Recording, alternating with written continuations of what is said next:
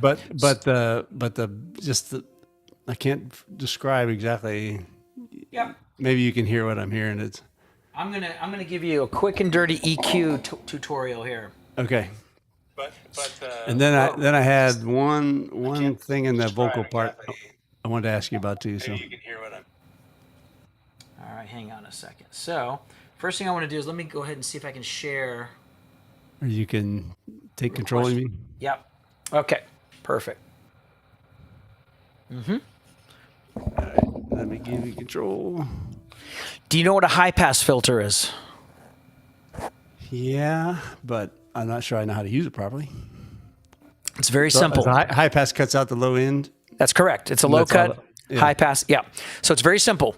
I tried to mess with that, but go ahead and show Most me. instruments, especially ones that you don't want like low or low mid acoustic guitar, like the only instruments in mixing typically that don't get a high pass are kick drum, high tom, low tom, mid tom. I typically don't high pass those, and bass guitar.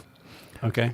Typically, everything else gets a high pass, and that high pass is going to get set between 100 and 200 hertz, depending on your ears, your ear balls. Whatever your ears tell you, that's where we're going to set the high pass. So it's real simple. In this case, there is the most important numbers to remember in removing mud from anything or from an entire mix. The three numbers that we want to remember are 115. If you double 115, what do you get? 230. 230. Typically on an EQ, it's going to be somewhere 220, 230. So that's an octave of 115. And then if you double 630, what do you get? Or sorry, if you double 330, what do you get? 330 or 230? Sorry, 230. If you double that, what do you? Wait a second. 460. Hang on a second. 115. 320. If you double 320, what do you get? 640. 640. So those are the three numbers that you need to get. 115, 630, or sorry, 120, 120, 115, 230. Oh, 230. Wait, is that right? 115, 230. That's not right. What am I doing wrong? You said No. 320. Sorry. I'm getting my numbers mixed up. It's 160. That's right. 160. 160. 320 and 640. 640. Yeah, okay. Those are the three numbers, and they're all octaves of each other. So, because in frequencies, so 160 sounds terrible. Usually on everything sounds terrible. So we always want to scoop that out. So we high pass somewhere between 1 and 200, depending on the source, but usually typically between 100 and 120. We scoop around 160 almost, and we might scoop. I don't know what scoop means. So scoop means literally scoop. So like a notch filter. Do you know what a notch filter does? That's where it's like a bell. It's either goes up or it goes down. So we're literally carving out, a little bit of muddiness at around 160. Okay. Possibly some more around 320 and some more around 640, but it's particularly that 160 because 160 is the worst. Okay, so go ahead. Go ahead. No, go ahead. I say there's a channel EQ on that channel, so now we got to do two channels, obviously, but so we're gonna take a look at it. So that's the ample guitar. Now, typically, first thing, I will put my EQ. Whoopsie. Get rid of that. I will put my EQ above the compressor. Okay. I don't want to compress what I'm ultimately going to carve out with EQ or with EQ. Okay. So that's the way it showed up when I put in the ample guitar. So I'll have to remember. Okay. Yeah. Right. Yeah. So EQ before compression. Now we might want to mute. We might want to mute track 2 because it's a duplicate guitar part. Okay, so right. Because you'll probably want to duplicate those settings, right? Yeah, I'll duplicate settings, but we won't hear the difference we're doing here. Right. Okay. So right now it's soloing. So do I just remove the solo? Yeah, I think so. It's soloing 1 and 2. We just want to solo 1. Okay. Right. Got it. So let's see if. I'm not zooming in on your machine. Yeah, you are. Okay, then I don't want to do that. Okay, that's what's going on. Sorry. Yeah. So Okay, so let's get rid of that. yeah, there you go. And then we're Then we're gotta good to go. remember, I was trying to zoom in on my machine and not Oh. zoom in on yours. So That's okay. all right. I don't mind zooming in.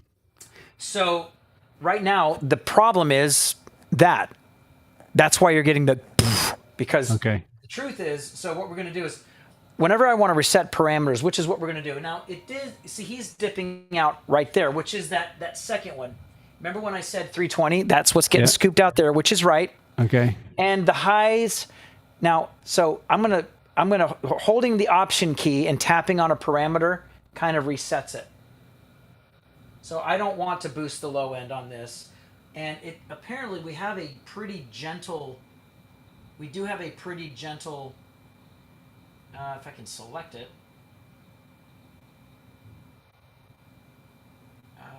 So you're having same trouble I was having. I tried to drop that down like and make it a steeper line. So sometimes you have to do it over here. Okay. So right now it's set to 24 octave, and I am struggling. Let me see if I can do it with my normal. So for some reason I'm mousing over it and I'm not sure. But mainly what we want to do is get this 24 octave. Do you want me to try it on my side? Yeah, try it. Because do I want to click on it? It's almost like it's not letting you do it. Yeah. Which is weird. Hit that Q. Let me see what happens if I hit this Q couple button. I've never seen it to where that thing's grayed out. Processing. Because typically that's very strange because I should be able to change this. Let me turn the analyzer on. That doesn't make any difference. Q couple. I don't even know what that is very, very, very odd. It's very odd. That shouldn't be. But at any rate, we can slide it up pretty aggressively because the first scoop that I would look at would be right here. Like if I was going to scoop out some of that mud, it would be right around that 160, and I would narrow this just a touch. Okay. And then I'd scoot this over like that. And because it's such a shallow curve, because it's not letting us change it. Mm-hmm. So let's see what that does. Well, can you show me one thing? When you scooped out at 160, how did you narrow that? Okay, so that's the Q.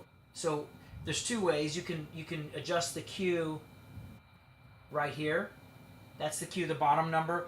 Or if you click on this, if you click on it right there. Uh-huh. Maybe because this is in the way. If you click on it, it should give you can go to Oh, so you can just drag them in. Okay. Yeah. Okay, got it.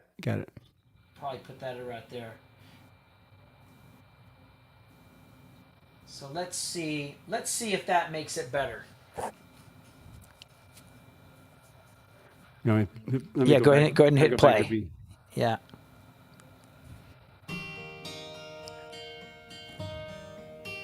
Seems to have helped to me. So let's see what it sounds like before.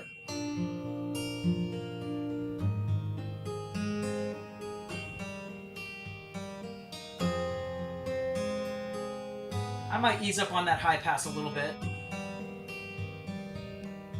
Because that thump, I think, is happening right here. That little thump that you're hearing? Yeah. And that's where, if you look at the analyzer, it almost tells you where you need to put this.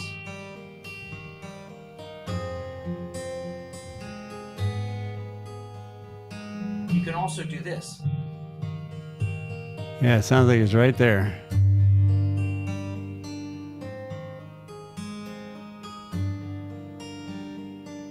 So that's called search and destroy.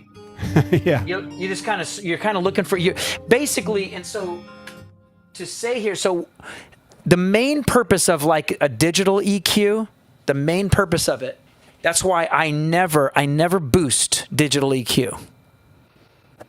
Okay. Never. You remove. Yes, this is my cut EQ. This is surgery. I'm cutting. I'm getting rid of stuff because the way simple math works, if I cut what I don't like, and that's the goal of EQ, get rid of what sounds bad. So if there's a thump you don't like, find the thump and dip it. See, and this is where, like, I used to get all tripped up on EQ because I thought that there was this whole strategy. No, it's very, very simple. Find what you don't like and cut it.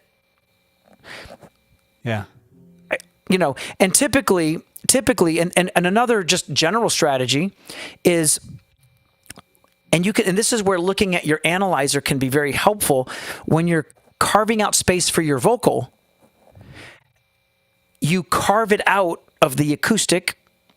Wherever your vocal is sitting, you carve that EQ out so that it always makes that space for your vocal to just slide into that space. That's why a lot of times when you listen to like worship songs, you would never notice it with everything in. But if you like analyze multi-tracks, when you solo the guitar, it sounds so dull. It's because they low passed it. They took out all the high frequencies. Yeah. But in the context of everything else, it fits in great, and so when I began to realize, I'm just creating space. I only have so many notes on the piano. So it's almost like telling, if I've got 5 piano players, okay, you play in this octave, you play in this octave, you play in this octave, and you play in this octave, and realizing, where the frequencies are and what it needs. And you always carve out that space in the middle or in the upper middle for the voice. Okay, got it. So do you have a lesson waiting? Nope, I got a couple minutes. Okay, so I'm gonna continue to do this on the other guitar track. Yeah, and you know how to do copy and paste and all that stuff. Yeah. Yep. If I go all the way to the end of the song, you can come in. Oh, it's you. They're waiting.